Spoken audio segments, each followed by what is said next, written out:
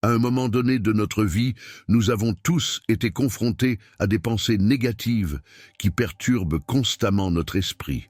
Chaque fois que nous essayons de nous en libérer, ces pensées deviennent encore plus envahissantes. Dans cette vidéo, je vais vous montrer comment vous libérer de ces pensées. À la fin, vous vous sentirez plus serein. C'est une promesse. Restez jusqu'à la fin de la vidéo. Il était une fois un maître zen dans un monastère bouddhiste. Un jour, un homme s'approcha de lui et lui dit « Maître, mon esprit est très troublé. De nombreuses pensées m'assaillent constamment.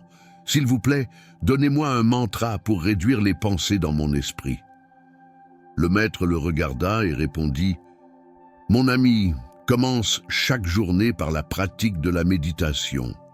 Lentement, ton esprit commencera à se calmer. » Mais l'homme insista. « Maître, s'il vous plaît, ne me dites pas de méditer.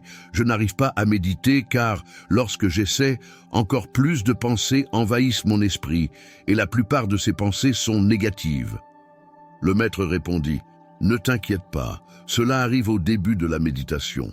Mais grâce à une pratique constante et progressive, ton esprit commencera à s'apaiser. » Il ajouta « Il existe aussi d'autres techniques que tu peux essayer pour libérer ton esprit de pensées négatives. » Cependant, l'homme insista de nouveau. « Maître, la méditation n'est pas pour moi. S'il vous plaît, donnez-moi un mantra pour apaiser mon esprit. » Le maître comprit que cet homme aurait du mal à saisir le concept et répondit « D'accord, si tu insistes, je vais te donner un mantra qui peut apaiser ton esprit. » Il murmura un mantra à l'oreille de l'homme et ajouta « Tu dois réciter ce mantra en étant assis seul tous les jours. » L'homme, satisfait et content, répondit « Merci, maître, je réciterai ce mantra chaque jour. » Alors qu'il s'apprêtait à partir, le maître ajouta « Mais souviens-toi d'une chose, ne pense pas à un singe pendant que tu récites ce mantra, sinon le mantra deviendra inefficace. » L'homme le regarda et dit « Maître, pourquoi devrais-je penser à un singe? Je n'ai jamais pensé à un singe de toute ma vie. » L'homme rentra chez lui, heureux, et s'assit pour réciter le mantra. Lorsqu'il commença à le réciter, il se souvint des paroles du maître zen, qui lui avait dit de ne pas penser à un singe pendant la récitation. En se rappelant les paroles du maître, des images de singes commencèrent à envahir son esprit. Il tenta d'ignorer ses pensées, mais plus il essayait, plus elles devenaient présentes. Au bout d'un moment, son esprit était entièrement rempli de singes. L'homme se demanda « Pourquoi le maître m'a-t-il donné cette instruction ?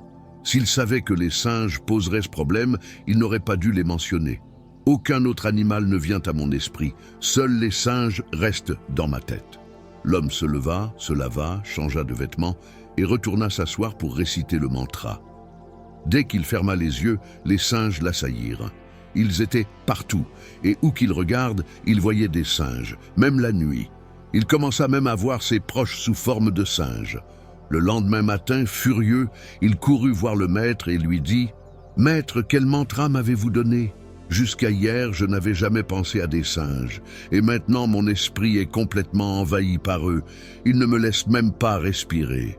Aidez-moi, je vous en supplie, et libérez mon esprit de ces singes. » Le maître réfléchit un moment, puis répondit « D'accord, arrête de réciter le mantra, ne fais rien. » L'homme s'assit, se détendit et cessa de réciter le mantra. Il fut surpris de constater que les pensées de singe disparurent, et tout revint à la normale. Le maître lui dit « Mon ami, je voulais simplement te montrer la nature de notre esprit. N'essaie jamais de lutter contre ton esprit. Plus tu essaieras de contrôler tes pensées, plus elles reviendront. Reste calme. Commence à observer les pensées de ton esprit et tu découvriras qu'il se calmera lentement et sans effort. Pour observer ton esprit, tu dois pratiquer la méditation. Si nous observons notre vie, nous constaterons que notre esprit ressemble à un singe qui saute d'un endroit à un autre tout le temps. Si tu essaies de maîtriser cet esprit de singe par la force, tu n'y parviendras pas.